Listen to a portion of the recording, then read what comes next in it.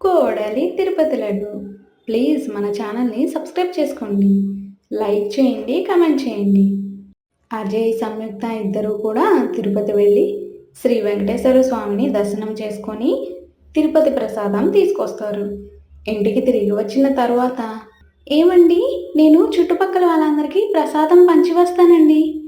ముందు మా చెల్లికి అమ్మకి ఇవ్వు, తర్వాతే మిగిలిన వాళ్ళకి ఇవ్వు, లేదంటే వాళ్ళు మాకు ప్రసాదం కూడా ఇవ్వలేదని అలుగుతారు. తప్పకుండా ఇస్తానండి అంటూ అక్కడ నుండి లడ్డు ప్రసాదం తీసుకొని వాళ్ళ అత్తగారి ఇంటికి వెళ్తుంది. అక్కడ అత్తగారితో, అత్తయ్య ప్రసాదం తీసుకోండి అని అంటుంది. అత్తగారు ప్రసాదం తీసుకోకుండా ఆమెతో మాట్లాడుతూ ఉంటారు. దర్శనం బాగా జరిగిందా అమ్మాయి? దర్శనం బాగా జరిగింది అత్తయ్య అని చెప్తుంది. అత్తగారు ఆమెతో చాలా మాటలు మాట్లాడతారు, కానీ ప్రసాదం మాత్రం అస్సలు ముట్టుకోరు. అందుకు కొంచెం అనుమానంగా, అత్తయ్య ఏంటత్తయ్య, మీరు ప్రసాదం తీసుకోమంటే ప్రసాదం తీసుకోకుండా మాట్లాడుతూనే ఉన్నారు, మీకు ప్రసాదం తీసుకోవడం ఇష్టం లేదా? అత్తగారు కొంచెం తడబడుతూ, ఇష్టం లేకపోవడం కాదమ్మా, టీవీలో వార్తలు చూస్తున్నాం కదా, ప్రసాదంలో ఆవకొవ్వు వేసి లడ్డు తయారు చేస్తున్నారు అని. అది ఎంత పాపం, దాన్ని తింటే మనకి పాపం తగులుతుంది. సంయుక్త చాలా కోపంగా, మీకు అలా చెప్పిన వాళ్ళని చెప్పు తీసుకొని కొట్టాలి అత్తయ్య. ఎవరు ఇంత పెద్ద పుకార్లే పుట్టించారు? ఆవు మన హిందువులకి పవిత్రమైన జంతువు, అలాంటి ఆవు మీద ఇలాంటివి చేస్తారా? మీరు ఎవరి మాటలు అస్సలు నమ్మకండి. భగవంతుని సన్నిధానంలో ఇలాంటి తప్పులు చేస్తే భగవంతుడు అస్సలు ఊరుకోడు అత్తయ్య. ఆయన ఆయుధం ప్రకృతి, ఆ ప్రకృతిని ఉపయోగించి ప్రళయాన్ని తీసుకొస్తాడు. మీరు అలాంటి భయాలు ఏమీ పెట్టుకోవద్దు, ఎవరో మాటలు నమ్మకండి, ప్రసాదం తీసుకోండి అని అంటుంది. ఆ మాటలు విని అత్తగారు ప్రసాదం తీసుకుంటుంది. నా కళ్ళు తెప్పించావు, పోయి మీ వదినకు కూడా ప్రసాదం ఇచ్చి 4 మంచి మాటలు చెప్పమ్మా, అది చెప్పడం వల్లే నేను కూడా భయపడి చేస్తున్నాను. అందుకు సంయుక్త సరే అని చెప్పి అక్కడికి వెళ్తుంది. సంయుక్త సరాసరి వాళ్ళ వదిన వర్ష దగ్గరకు వెళ్తుంది. వాళ్ళ వదినకి ప్రసాదం తీసుకోమని లడ్డు ఇస్తూ ఉండగా, అమ్మో, ప్రసాదం ఏమీ వద్దులే, మీ ప్రయాణం అంతా బాగా జరిగిందా? బాగా జరిగింది కదా, అంతే చాలు. ఏంటి వర్ష, నువ్వు కూడా టీవీలో చెప్తున్న దాని గురించి ఆలోచిస్తున్నావా? కొంతమంది మీడియా వాళ్ళు వాళ్ళ రేటింగ్ కోసం ఉన్నది లేనట్టు, లేనిది ఉన్నట్టు క్రియేట్ చేస్తారు. మీరు అస్సలు నమ్మకండి. మీకు భగవంతుని మీద ఎలాంటి నమ్మకం ఉన్నా తిని తీసుకోండి. భగవంతుని మీద నమ్మకం ఉందమ్మా, కానీ ఈ లడ్డు తయారు చేసే మనుషుల మీదే అస్సలు నమ్మకం లేదు. చూడండి వదిన గారు, లడ్డుకు సంబంధించిన పాలు దగ్గర నుండి జీడిపప్పు వరకు అన్నీ కూడా చెక్ చేసిన తర్వాత మాత్రమే వాళ్ళు లడ్డు ప్రసాదంగా చేస్తారు. వాళ్ళు ఎలాంటి చిన్న తేడా కనిపించినా కూడా వాళ్ళు ఆ పదార్థాలతో లడ్డు తయారు చేయరు. ఇది స్వయంగా అక్కడ పనిచేస్తున్న నా స్నేహితురాలి భర్త చెప్పాడు. లేనిపోని అపోహలు పెట్టుకొని భగవంతుని కృపకు దూరం కాకండి. ఆ మాటలు విన్న వర్ష చాలా బాధగా, అయ్యో, నువ్వు చెప్పింది చాలా నిజం. నేను తొందరపడి ఏదో ఊహించుకున్నాను. కొందరు మీడియా వాళ్ళ చేతులు, అసలు వీళ్ళు ఎందుకు ఇలా రాస్తారు, ఛీ, వాళ్ళ చేతులు పడిపోను, వాళ్ళ కాళ్ళు విరిగిపోను అని తిడుతూ ఉండగా, అయ్యో వదినా వదినా, పాపం, వాళ్ళేం చేస్తారు, కోటి కోసం కోటి విద్యలు అని వాళ్ళకు వచ్చిన దారిలో వాళ్ళు ప్రయాణిస్తూ ఉన్నారు. కానీ ఏదో ఒక రోజు ఆ దారి సరైంది కాదు అని వాళ్ళకి అర్థమవుతుంది. అప్పుడు ఆ భగవంతుని దగ్గరకు వెళ్ళి వాళ్ళ పాపాలకి ప్రాయశ్చిత్తం చేసుకుంటారులే, నువ్వు దాని గురించి ఇంకేం ఆలోచించకు అని ప్రసాదం ఇచ్చి అక్కడ నుండి వెళ్ళిపోతుంది. ఇంకా తను సరాసరి బామ్మ వాళ్ళ ఇంటికి వెళ్ళి, అమ్మా, నేను తిరుపతి వెళ్ళి వచ్చాను, లడ్డు ప్రసాదం తీసుకోవా? అమ్మా, తొందరగా పెట్టమ్మా, ఆ లడ్డు ప్రసాదం తింటే ఆ ఏడుకొండల స్వామి కృప నాతో ఉన్నట్లే. అందుకు తను సరే అని చెప్పి ప్రసాదం పెడుతుంది. తన తల్లి ప్రసాదం తీసుకున్న తర్వాత, అమ్మా, నువ్వు టీవీలో చూస్తున్నావు కదా, నీకు ఈ ప్రసాదం వార్త ఇంకా తెలిసినట్టు లేదే? నాకెందుకు తెలియలేదమ్మా, అందరూ ఈ ప్రసాదం గురించి మాట్లాడుకుంటున్నారు. ఇది ఎవరో కావాలని చేస్తున్నట్లు నాకు అర్థమైంది. కడుపుకి అన్నం తినేవాళ్ళు ఎవరు కూడా ఇలాంటి అబద్ధాలు చెప్పరు. ఇలాంటి అబద్ధాలు చెప్తున్నారు అంటే వాళ్ళు అన్నం తినట్లేదనే అర్థం అని ఇంకా తనకి ఇష్టం వచ్చినట్లుగా మాట్లాడుతుంది. ఆ మాటలు నవ్వుకుంటున్న సంయుక్త చాలా నవ్వుకుంటూ ఆమెతో, అమ్మా, నువ్వు చాలా చక్కగా చెప్పావు. అందరూ నీలాగా తెలివిగా ఆలోచిస్తే అక్కడ ఇంత పెద్ద గొడవలు జరిగేవి కాదు. కలియుగం అంటే ఇలాగే ఉంటుంది తల్లి. ఇంకా ముందు ముందు ఎన్ని ఘోరాలు చూడవలసి వస్తుందో ఏమో! ఇవన్నీ చూస్తుంటే కాలజాలలో చెప్పినట్టుగానే భగవంతుడు త్వరలోనే రానున్నాడని అనిపిస్తుంది. అవునమ్మా! నాకు కూడా అదే అనిపిస్తుంది. వాళ్ళిద్దరూ చాలాసేపు మాట్లాడుకుంటారు. ఆ తర్వాత సంయుక్త, అమ్మా! నేనింకా ప్రసాదాన్ని చాలామందికి ఇవ్వాలి. ఇప్పటికే ఆలస్యం అవుతుంది. నేను వెళ్ళి వస్తాను. అందుకు తల్లి సరే అంటుంది. ఆ తర్వాత తనకు తెలిసిన ఒక పూజారి ఇంటికి వెళ్ళి ప్రసాదాన్ని ఇస్తుంది. నా బంగారు తల్లి! నాకు ఎంతో గొప్ప వరాన్ని అందజేశావు. ఆ తిరుమల తిరుపతి వెంకటేశ్వరుని ప్రసాదం అందజేసి. ప్రయాణం అంతా బాగా జరిగిందా? అందుకు ఆమె అవును అని సమాధానం చెప్తుంది.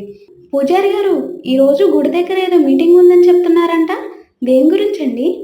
ఇంకా దేని గురించి తల్లి? అందరూ తిరుపతి లడ్డు ప్రసాదం గురించి చాలా చాలా మాటలు అనుకుంటున్నారు కదా! దాని గురించే. మంచి పని చేస్తున్నారండి. దాని గురించి ప్రజలకి మంచి అవగాహన ఇవ్వండి. నా వరకు నేను ఇప్పటికే చాలా మందికి నాకు తెలిసిన దాన్ని అందజేశాను. మిగిలింది మీరు ఇవ్వగలరు. అందుకు అతను తప్పకుండా అని అంటాడు. ఇక ఆ రోజు సాయంత్రం ఊరి ప్రజలందరూ కూడా ఒక చోటుకి సమావేశమవుతారు.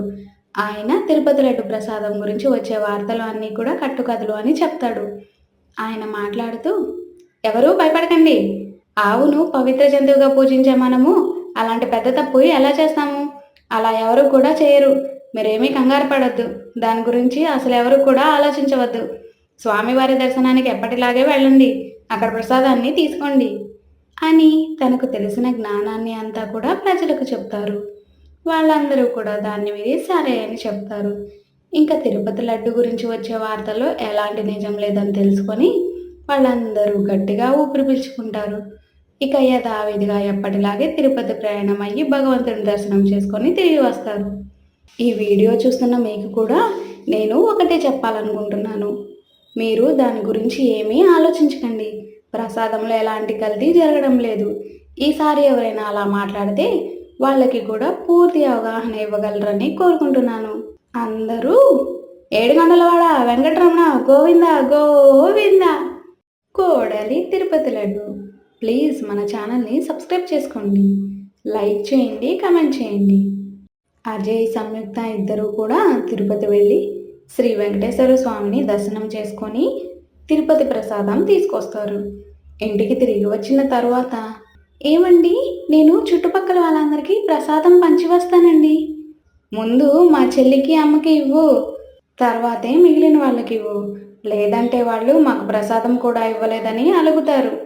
తప్పకుండా ఇస్తానండి అంటూ అక్కడ నుండి లడ్డు ప్రసాదం తీసుకొని వాళ్ళ అత్తగారి ఇంటికి వెళ్తుంది. అక్కడ అత్తగారితో, అత్తయ్య ప్రసాదం తీసుకోండి అని అంటుంది. అత్తగారు ప్రసాదం తీసుకోకుండా ఆమెతో మాట్లాడుతూ ఉంటారు. దర్శనం బాగా జరిగిందా అమ్మాయి? దర్శనం బాగా జరిగింది అత్తయ్య అని చెప్తుంది.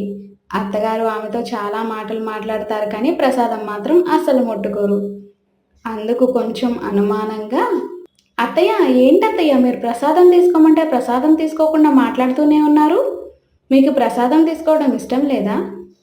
అత్తగారు కొంచెం తడబడుతూ, "ఆ, ఇష్టం లేకపోవడం కాదమ్మా. టీవీలో వార్తలు చూస్తున్నాం కదా, ప్రసాదంలో ఆవకొవ్వు వేసి లడ్డు తయారు చేస్తున్నారు అని. అది ఎంత పాపం.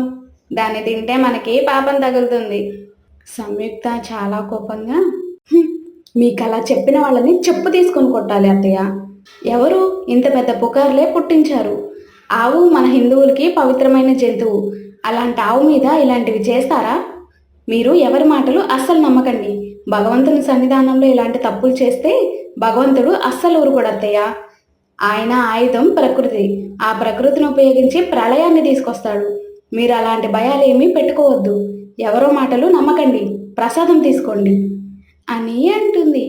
ఆ మాటలు విని అత్తగారు ప్రసాదం తీసుకుంటుంది. నా కళ్ళు తెప్పించావు.